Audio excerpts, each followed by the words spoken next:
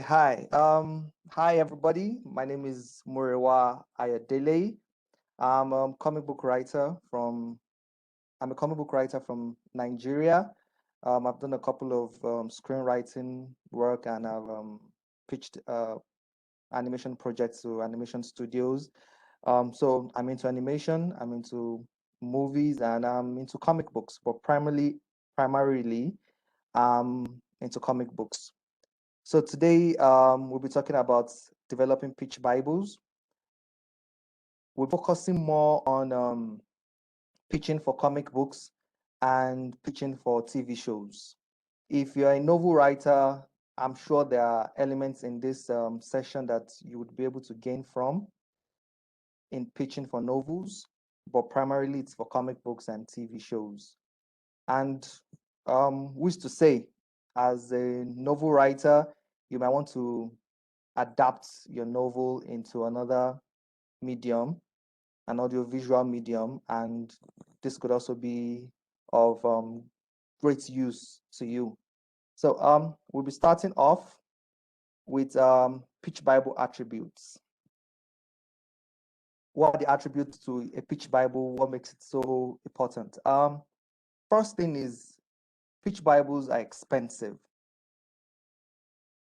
When you're working on your novel, when you're working on your comic book, when you're working on your movie, we spend so much detail, we spend so much time working on this product. We want it to represent us as a creator. We want people to consume this product and be astonished and feel a lot of emotions. We work so hard to get the perfect cover for that book. We if it's a movie, we work so hard to get the perfect music and so many things. But we don't work that hard for our pitch Bibles, which I think it's a little of misplacement of priorities. If you want to sell a book, the maximum you could sell a book for like $2.99, $4.99. But your pitch Bible to an investor, to a producer, to a publisher is worth more than that.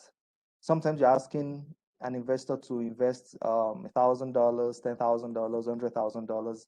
That's how much your pitch Bible is worth. So rather than seeing a pitch Bible as a gateway to getting the products, see the pitch Bible itself as a product. A product that is worth more than $299, more than $499, that is worth thousands and thousands of dollars.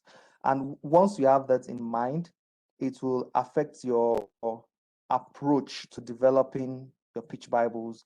It gives you room to be more detailed and to be able to pay more attention to writing into the style and everything. And another thing to notice is that pitch Bibles are not you're not just pitching your project. You are pitching yourself as a creator.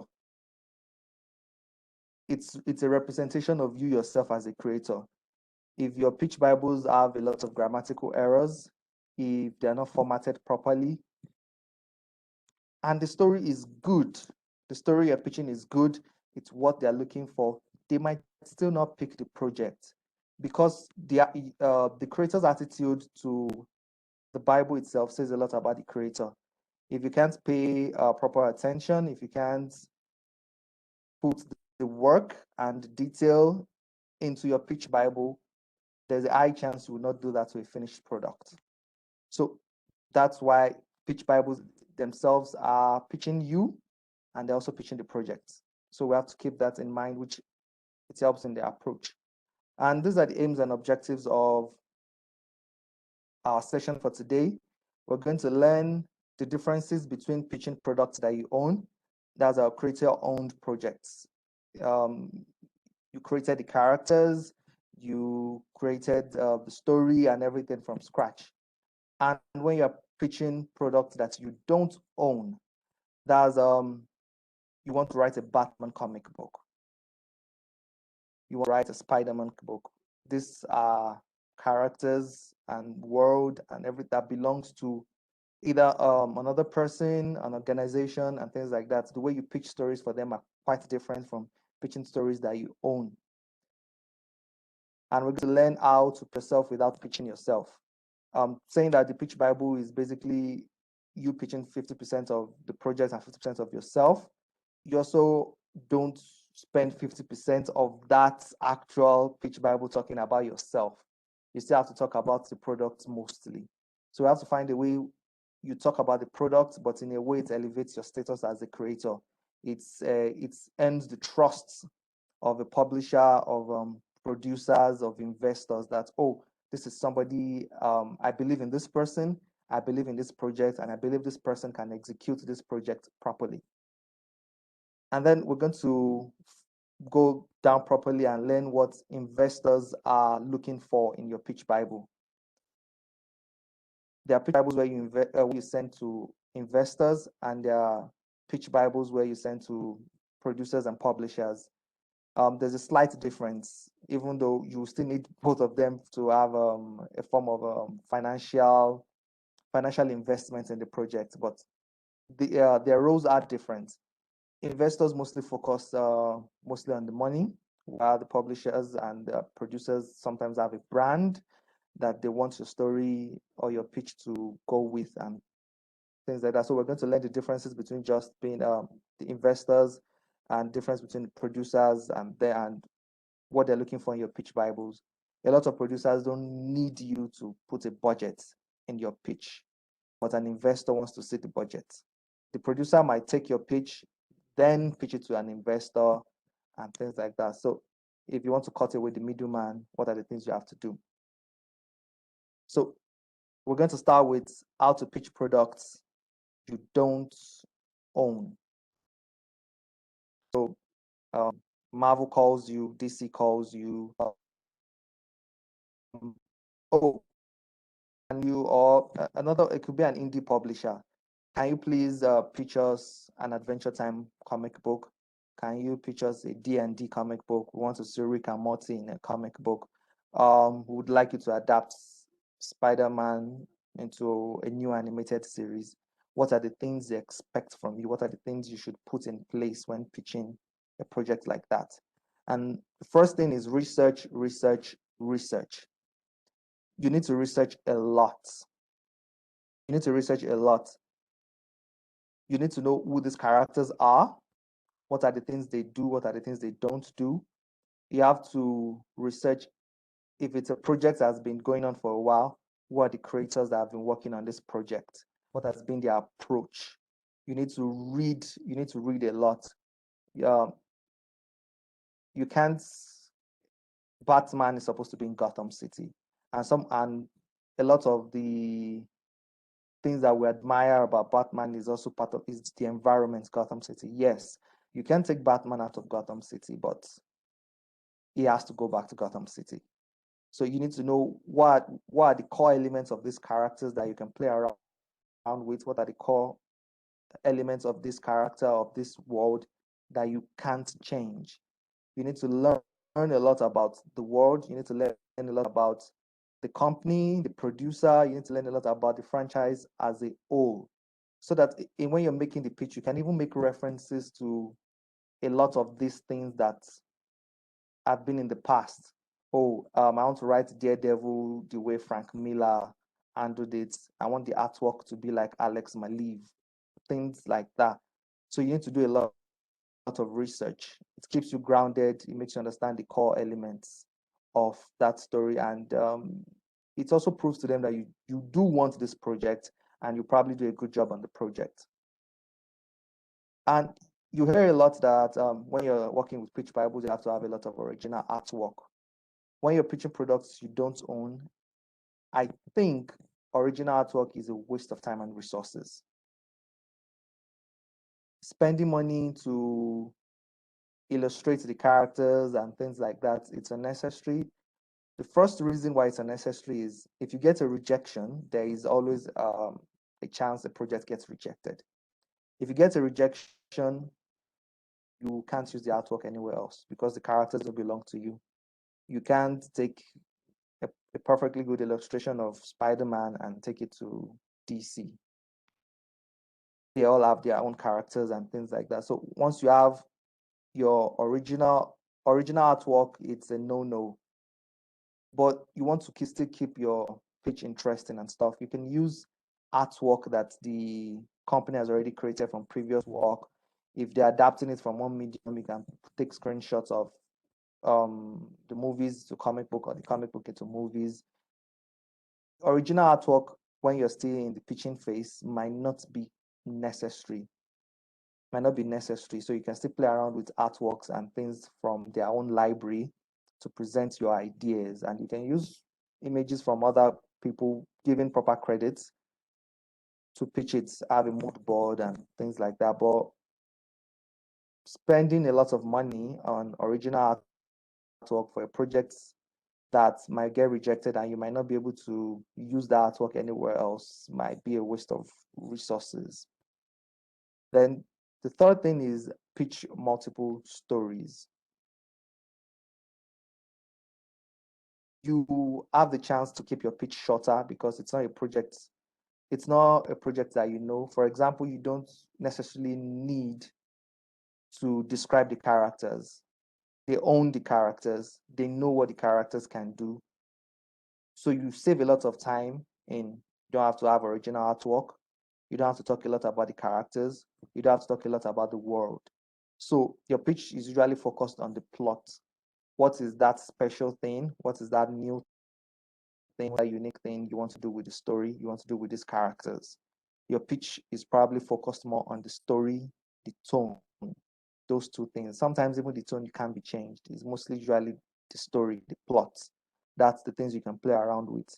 So you have more free time and it takes less investments to get a pitch Bible. That shouldn't be wasted on just pitching one story. You should use that time to pitch on multiple stories and see which one they bounce, which one they relate most to. A lot of a lot of projects like this are usually by bigger companies, bigger publishers, bigger producers. If it's products they already own that's already popular to some level. So in projects like that, have multiple stories that you can bounce off them. And if they gravitate towards one, then you hammer more on that, and then you probably get the job. So for stories like this, when you don't own them, plan for multiple stories. Um, between 3 and 5, it's usually good. But we've had situations where people have up to like 10 and stuff. But 3 and 5 is around a reasonable number of story ideas you can bounce off them. In some situations, you might not even send an entire pitch bio, you might just send it 2 sheets, which is usually like the log line, the synopsis, and the story outline. Nothing too fancy. And put a little couple of images from some of the previous work they've done in that franchise. Find a way, and the fourth point is find a way to show that you're a fan of the franchise. Creators need to know that you're going to treat these characters with respect. You're going to treat the world with respect. If you're to do anything about Power Rangers, you need to find a way to show that you're a fan of Power Rangers. And it doesn't necessarily mean a picture of yourself doing a cosplay of the Power Rangers, which can sometimes work, but it's through your writing. It's through referencing previous runs, referencing scenes, referencing actors, artists, creators, things that are part of that world, things that only fans of that franchise would know about this character. You mention them and find a way to organically infuse them into your pitch. Those are ways to show that, oh, this character knows his stuff. And that helps the clients in this situation to be able to trust you more with their franchise, with their baby. And the fifth one, the last one, is try to define your tone in reference to previous projects in the franchise. It's something I've been saying through the previous outlines. Make references to previous things they've done with that franchise. Make references to previous TV shows. Make references to different previous movies. Make references to previous comic books, previous novels. Let them trust you. Let them know they're in good hands and you would handle it properly. And when you so now we're going to how to pitch products you own. These are stories novels, comic books, movies that you created the characters from scratch. You created that world. You detected what the setting was going to be, what the tone is going to be. It's all you. It's all you. It could be with a partner, but it's all you. And projects like this, you either still want to retain ownership of all the elements, or you want to share ownership, or you want them to buy it entirely. But while you're still pitching to them, it belongs to you completely. So in products like this, original artwork is key. Original artwork is key. You need artwork to show how the characters look like. You need artwork to show how the world looks like. You need to show artwork of how the characters interact with that world. Artwork is key. Those are things that should be there. Not everything needs to be described through words and through writing. Art is worth 1,000 words, so use them well. Use them well. It saves time. It makes your pitch Bible, because in this situation, compared to the previous one, your pitch Bible is shorter because you focus more on plots. But here, your pitch Bible is longer. It's thicker. You have to do everything from the plots, that log lines, synopsis, outline. But now you have to talk about the characters too. You have to talk about the world. It's the pages starts getting numerous, and people reading it are human beings. They need form of encouragement between pages. They need to know. They don't need to be bored. Just like I said, you need to treat a pitch Bible like it's $1,000, $10,000, $100,000 product. I don't want to pay $10,000 for something and sleep in the middle of it. So you must find a way to keep it interesting, to engage with your audience, and keep it fun. Keep it fun. And if it's a scary pitch, make it scary. Make that talk to be scary. Sometimes people want to pitch something that has to do with spy, maybe spy fiction. The entire product is drafted like a dossier for sent to a file, sent to a spy. Things like that. Be creative with it. If it's a funny show, let's have jokes, funny artwork, characters in different poses, littered around throughout the pages of the pitch. And so, second point is define your tone in reference to similar projects in the market. In the previous one, you try to define the tone or the style you want to go with your show by probably referencing previous things they've done. Here, you probably do more with other projects, either projects that they already have or projects that are popular at the moment. It's not completely necessary, and it's something you have to be careful of. You don't want to compare your show too much to Breaking Bad, because then the producer will be like, why do I need to produce another Breaking Bad? We already have Breaking Bad. You don't want to compare your book, or anything too much to Batman, too much to anything, because then why do we need this if it already exists? Or you can say things like, it's going to be action packed, like Avengers Endgame. It's going to be scary, like It Follows. So you can say things like that to ground them, to show that you're not trying to copy It Follows, but it's going to be as scary as It Follows.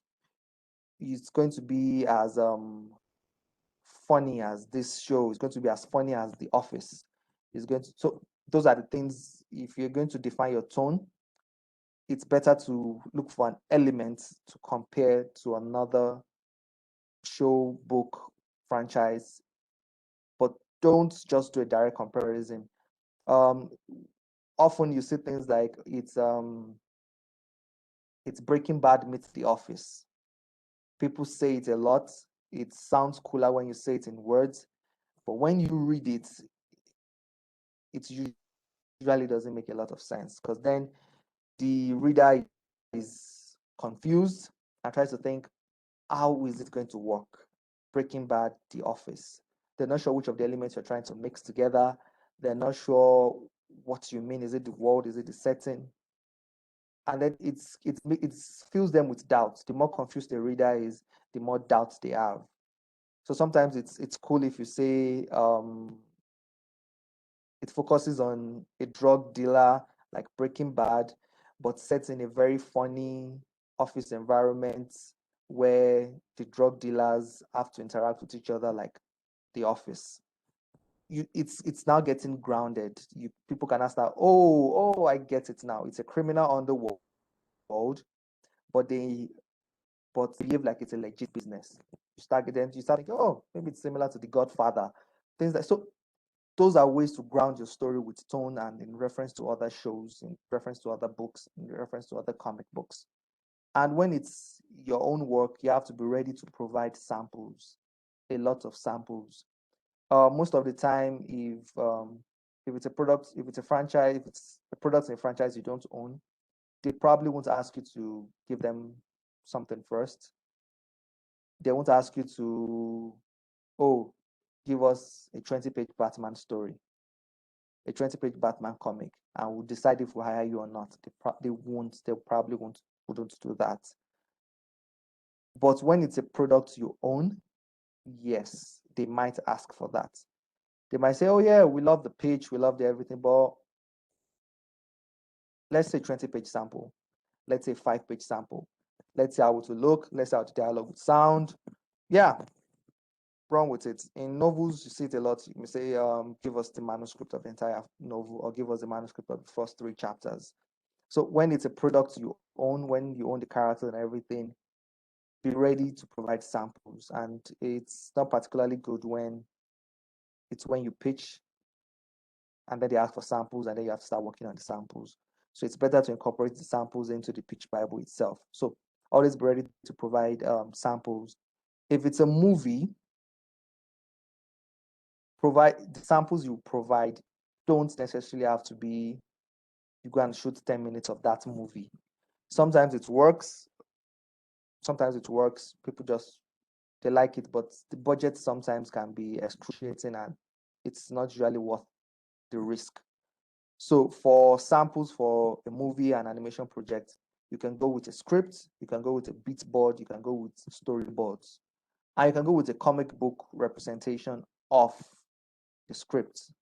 So they just have to read, let's say if it's a 30-minute show, they have to read maybe like a 40-page comic book and be like, oh, this is what the show is going to look like.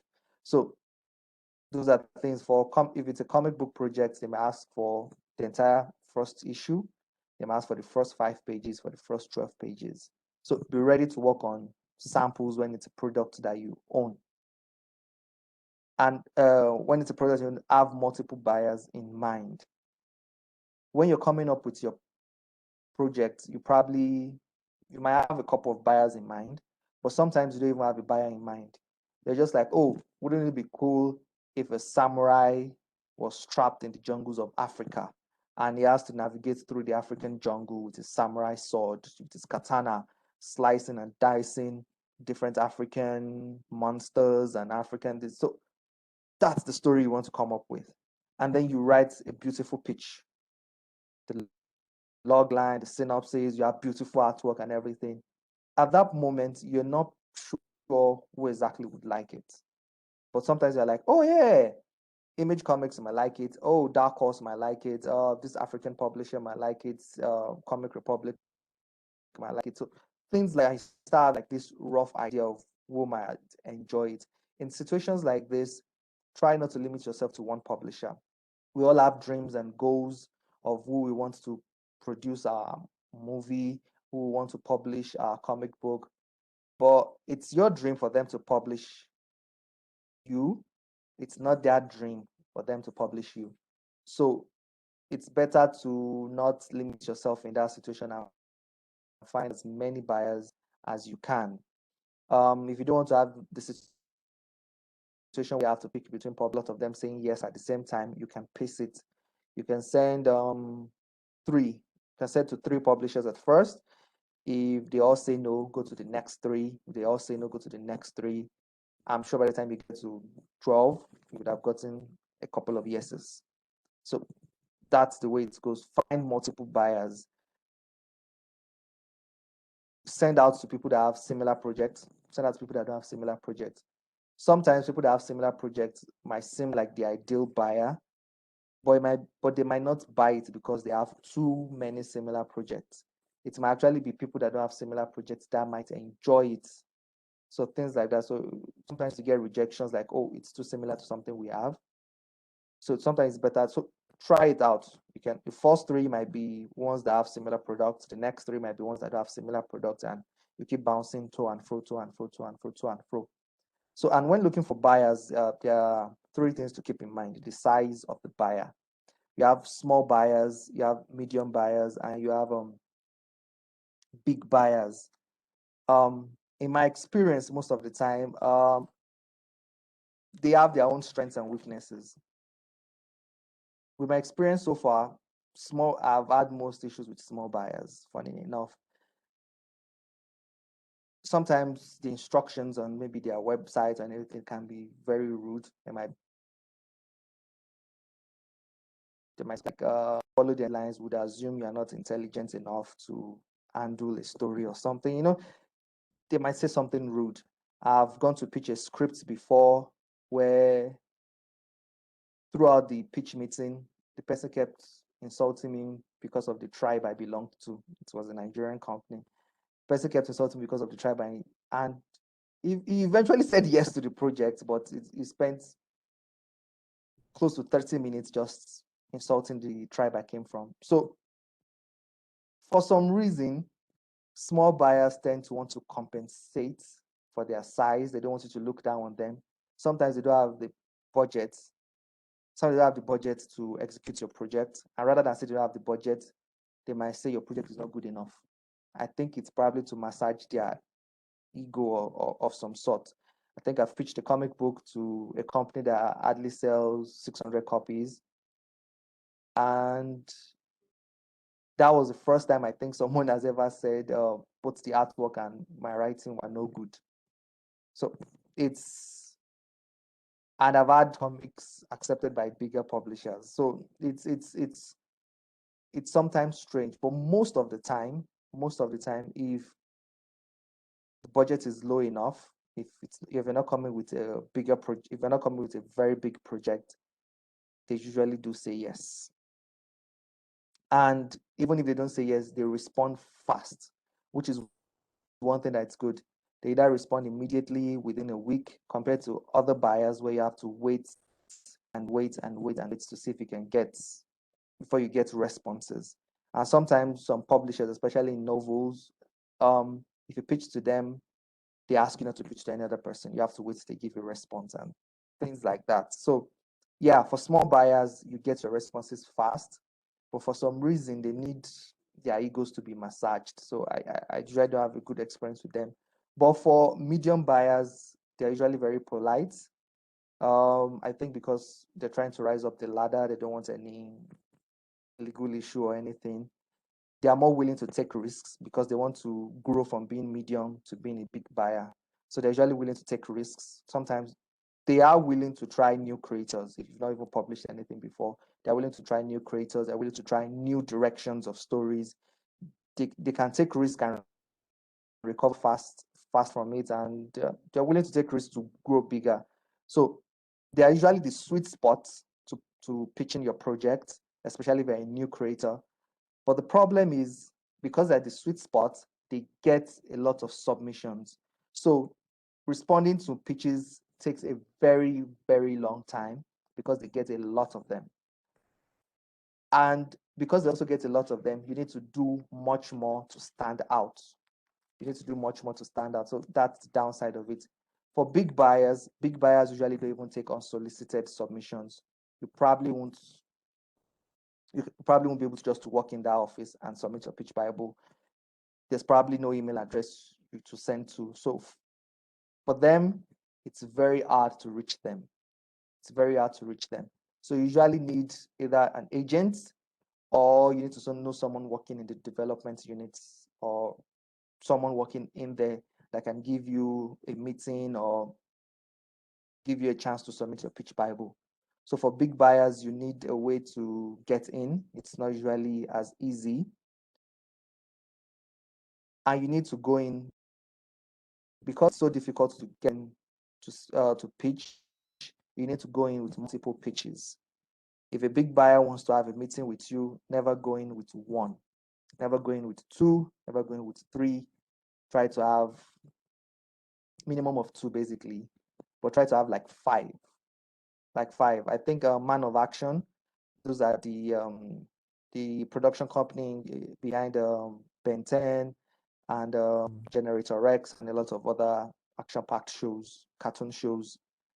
The first time they had to pitch a show to Cartoon Network, they pitched, I think, about 10, 10 or 14, 10 or 14 shows. They pitched it, spending 2 minutes on each one, and they continued like that throughout the entire pitch meeting.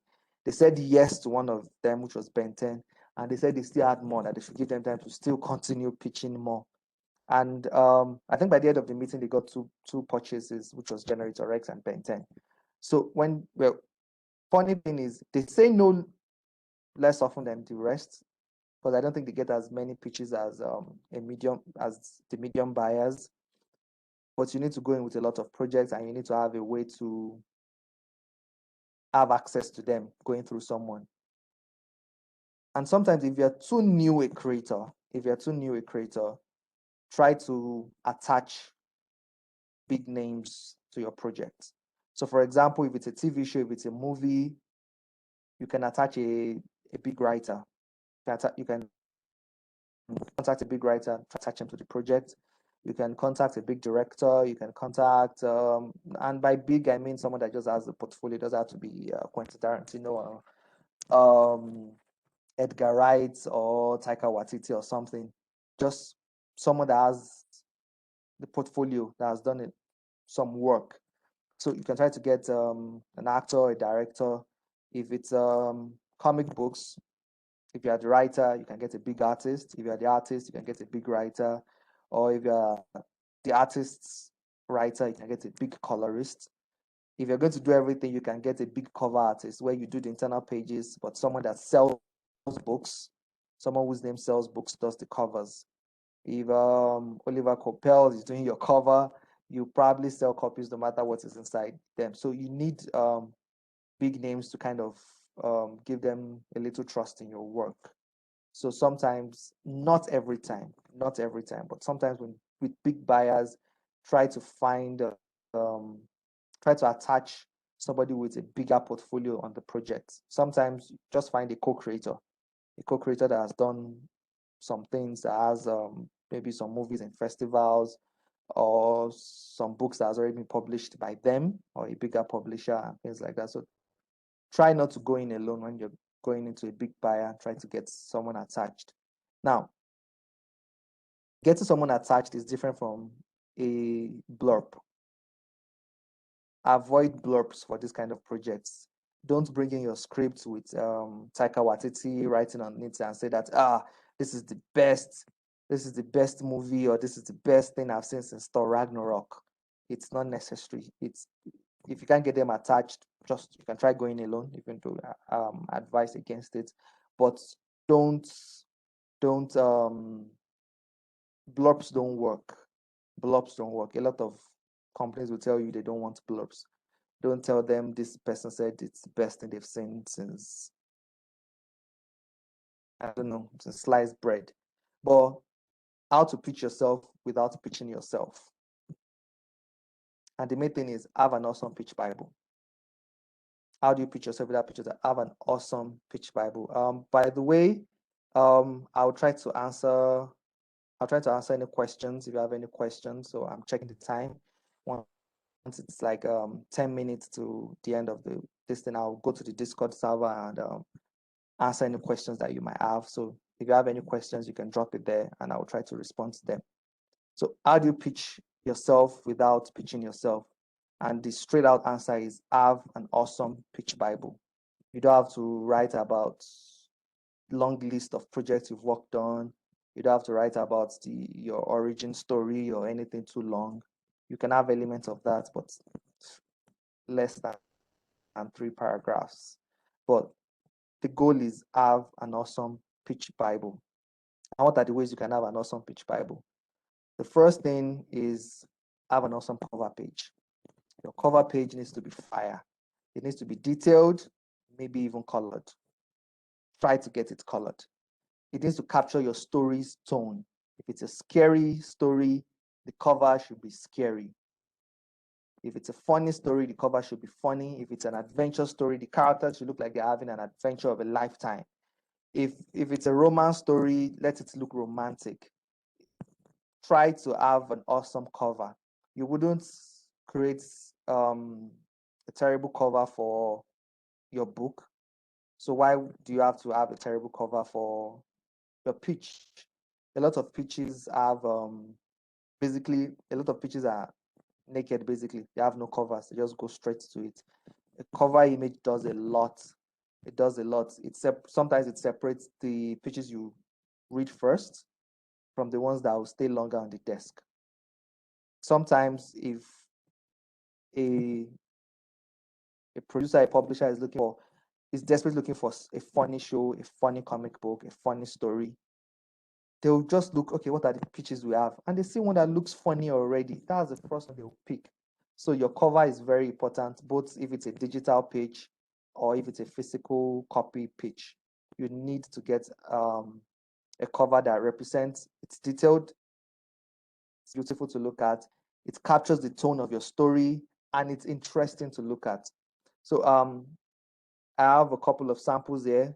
The first one is the cover for Stranger Things. This was the title it had before it was changed to Stranger Things, and you can see how the cover is. It's made like it's an old book because it's a Stranger Things. It has a science, mystical mystery kind of thing in it. So the cover has that feel. That's that feel of a book you saw in a library after spending years there, and it's telling you a lot of secrets about the world and things like that. And then you have the show by creator of Adventure Time, Bravest Warriors, and it's about these funny characters having big adventures. They are heroic characters, and you can see the camera angle. It's lower to them, giving them this adventurous feel. It has romance. You have the guy and the girl there. It looks heroic. It looks fun. It looks like a show you want to watch. So you're probably already sold from the cover. Sometimes if it's a show, you might use your the title card for your show. This is from Westworld. This is from one of the comic book I did, New Men. Beautiful cover by my friend Otto Akonde. You see this, you just want to publish this. So things like that. And then we'll go to the log line.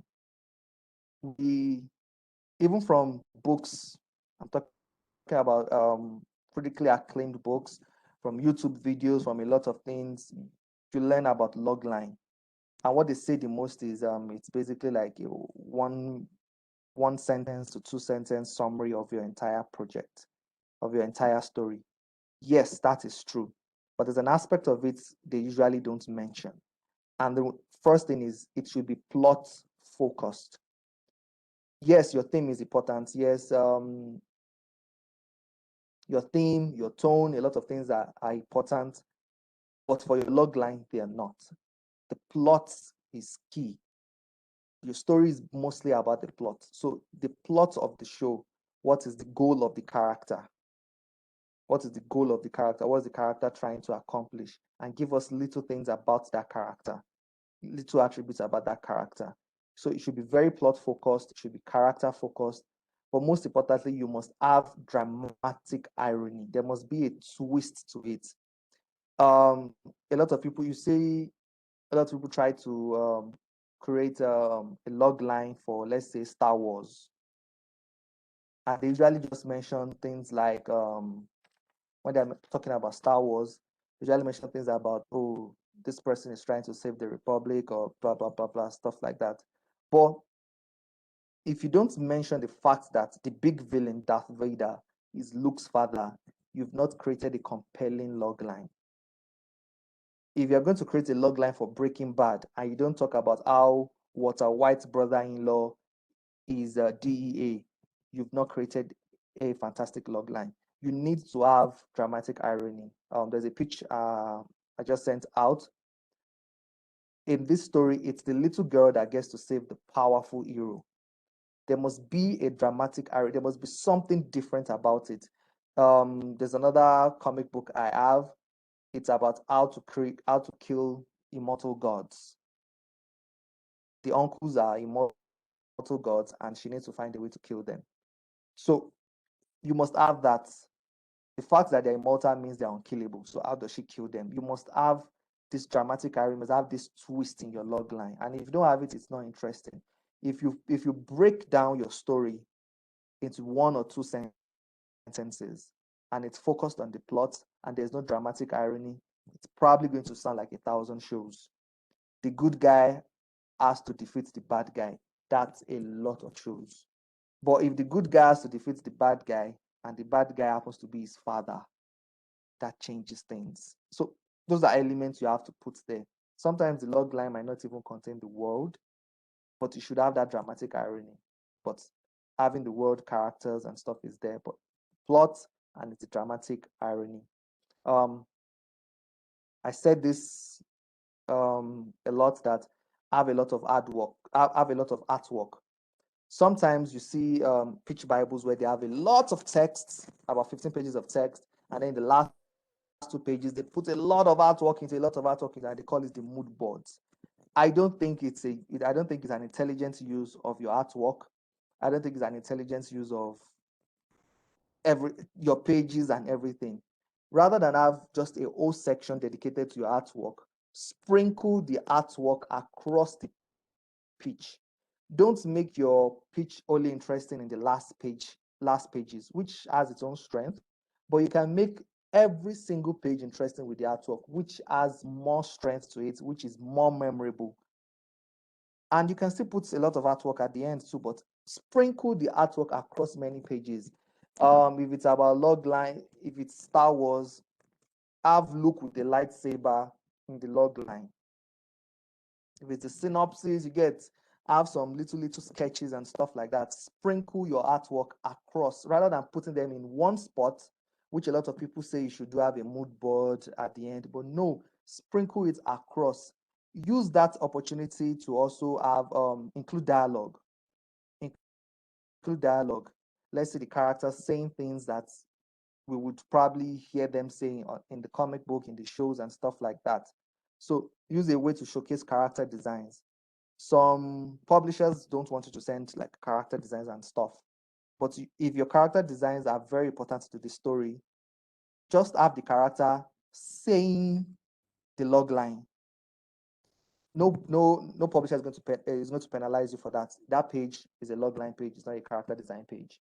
But you've used that opportunity to showcase your character, you've used that opportunity to showcase how you write dialogue, and you've also used that page to say the log line. You can have your character saying the log line, you can have the character saying the synopsis. In Dirk Gently's Pitch Bible, the character says the entire Pitch Bible. So, and example is The Bravest Warriors, where you see the characters talking and introducing themselves. You see a lot of artwork here too. In Stranger Things, which in animation you see a lot of sketches and things like that, but in a lot of TV shows you don't even see artwork. But in Stranger Things, for example, there's a lot of artwork.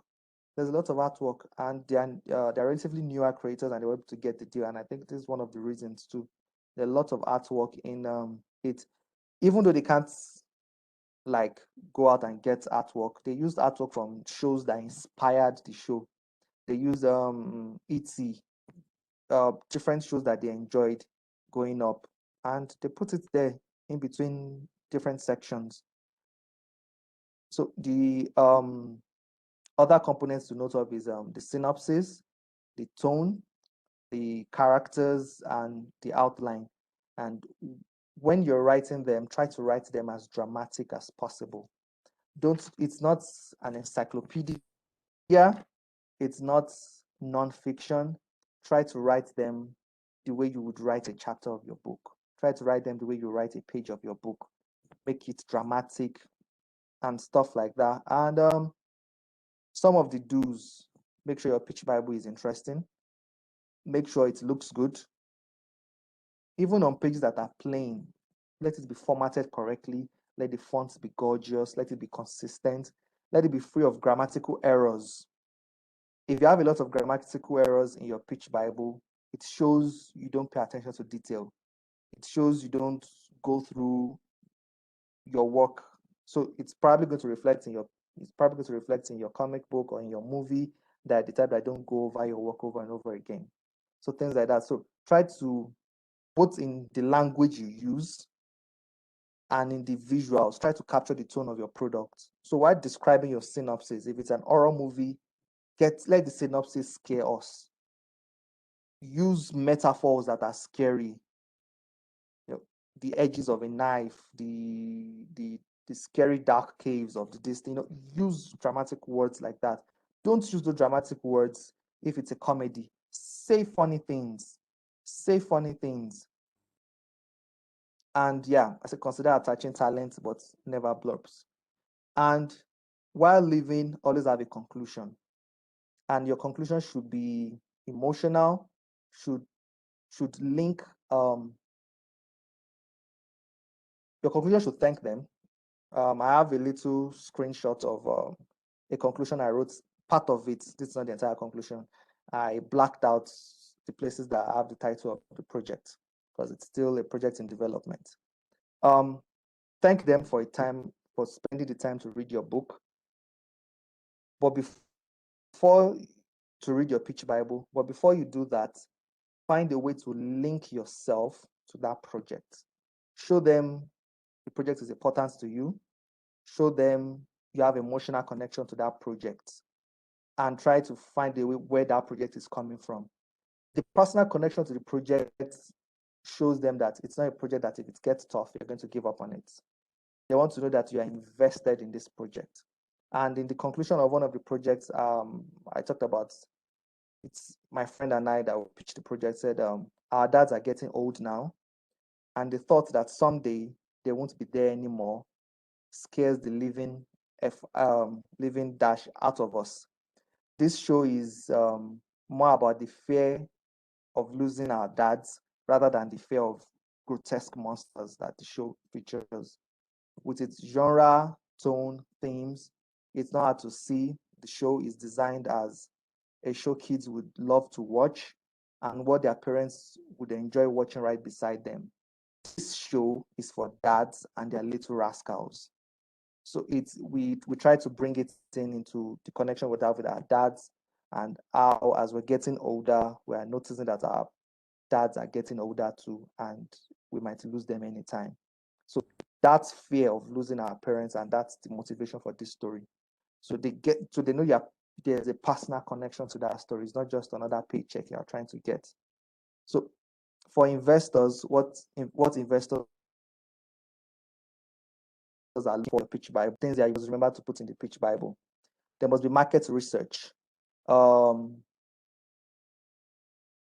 if your movie or anything is targeted towards boys between 9 and 14, or women or things like that, show statistics to show that boys between 9 and 14 love this kind of content. Show statistics to prove that women between these ages, independent women, like this content. There must be market research. Prove that there's market for this product. You must have a distribution. You must show the distribution plan. Is it going to be online? Is it going to be through a book distributor? Is it going to be through the cinemas? What is the distribution plan? How are you going to get it across to the audiences? And what are the proofs that this distribution plan has worked before and would work on this project? Investors don't want to see only one source of income for your product. They want to make sure it has multiple streams of income. Merchandise, they want to know it can make money. Merchandise, it can make money in direct sales, it can make money through adverts. Try to get multiple streams of income for your product. You must have the budget. They must see it properly broken down. And based on the investor you're looking for, you try to keep the budget within a reasonable, some investors can probably only afford only $3,000. You don't want to bring in a project that is worth 300,000 to them. They probably won't even give you the 3,000 because they're like, it's just a drop in the ocean. So yeah, try the budget, keep it in, and have a schedule. Investors want to know that when they give you $30,000 now, they know when to get their money back with profits. So give them a schedule. How is this project going to run? For how long is it going to run for? How long is it going to be in the market for? And when would you start getting your money back? So you need to have a proper schedule. You have to have a profile, creator profile. Who are you? How many followers do you have? What are the projects you've done before successfully and things like that? And yeah, samples. You must have samples of things samples of how far you're going with the project. But for producers and publishers, which they will probably just take in your project and take it to investors or fund it themselves, they need less financial things. They want to see your creator profile, all the things I said before, the things you've done and things like that, the viability of your projects, how similar it is to things they've done, things similar projects, how successful have they been, and things like that. For example, a lot of adult action shows are usually not as popular as action comedy shows. So if a lot of companies till now reject dramatic, dramatic adult animated shows, that's why till now a lot of animated shows are comedy. So the viability of the project, things like that, if they personally connect to the project. Somebody likes Rick and Morty, will probably like a cartoon show that is intelligent, scientific, and ironic in that kind of way. And at the same time, you have to have samples. So I think we still have a little time to see if we can ask questions. So let me see if I can go through them.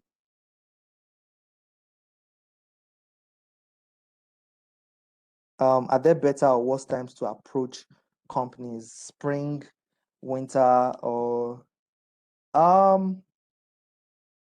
yeah, I'm not particularly sure. Number one, I'm in Nigeria. We only have like 2 seasons. So I'm not sure, and I usually just send pitches anytime they are done, but I'm not particularly sure. But during winter, there are usually more holidays, I think, and they usually respond much slower. Like so yeah, it's usually much slower. And in the beginning of the year, sometimes too, they're still trying to get a hang of themselves, so it's usually slower. How do you go about researching the people you are pitching? Yeah, I go to their website and I check out things they've done, and not just things they've done. I go even further to check out the individuals. Who is the director of development? Who is the publisher? I check their LinkedIn account. I checked what blogs I've said about them. I check out YouTube interviews. What are the things they like and things. So I don't just go the company route. I also go the individual route. You have to look at who are the people working there. What are the things they like? What are the things they do? To what degree are you trying to connect to the person you are pitching versus the person you're pitching? Okay, okay, to what degree do you guys connect to the person you are pitching? Okay. Um, I think it's usually your product first. The product is most important. Get your products nice and good. And once you know a little thing about the person you're pitching to, try to find the similar things in your product and the similar things they like. I try not to totally fine tune the pitch for them, because I've noticed that thing happen. Some projects I have that have been rejected are basically useless now because they were too fine tuned for a publisher or for a producer that when they say no, it's basically useless. So do something that you love to do, then find a way to connect them, how make them relate and things like that. Then how do you look for market research to find data on demographic popularity? Here, I think this is where a little creativity has to go into play.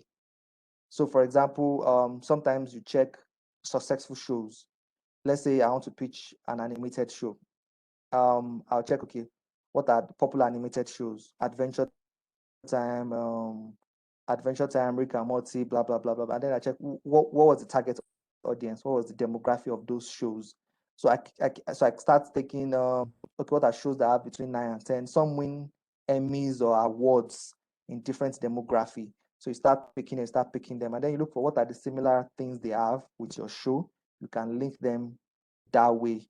Sometimes there are also researches that are online. If you Google genre that women prefer, genre that men prefer, genre that people of these ages prefer, and then you link that with the genre of the work that you have. So it's not direct. It's not usually direct. You have to go through multiple routes.